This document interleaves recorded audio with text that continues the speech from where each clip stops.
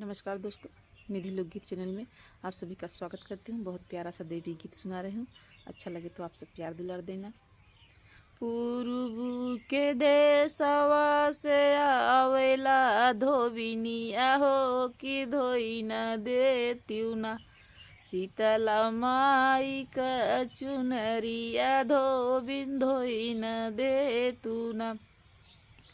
धोई निधाई धोबिन फेकथिनिया कसवा हो झुराई गईले ना, बीनारायणी बतसवा हो झुराई गईले ना।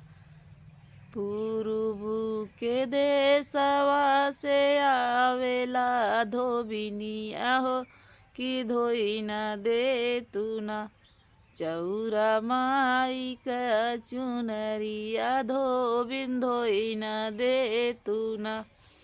धोई निधाई धोबिन फेकथिनिया कसवा हो झुराई गईले ना, हो बीनारायणी बतसवा हो झुराई गईले ना।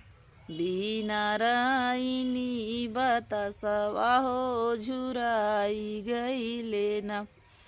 पूर्व के देशवा से आवेला धोबिनिया हो कि धोई न देतू ना, सातौ बहिनी कई चुनरिया धोबिन धोई न लेतू ना।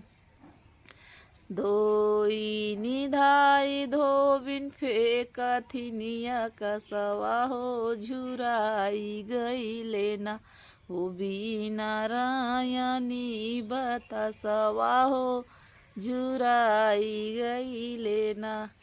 पूर्व के देशवा से आवेला धोबिनिया हो कि धोई न देत्यू ना, डीह ठाकुर कई पगड़िया धोबिन धोई न देतू ना। धोई निधाई धोबिन फेकथिनिया कसवा हो झुराई गईले ना, हो बीनारायणी बतसवा हो झुराई गईले ना।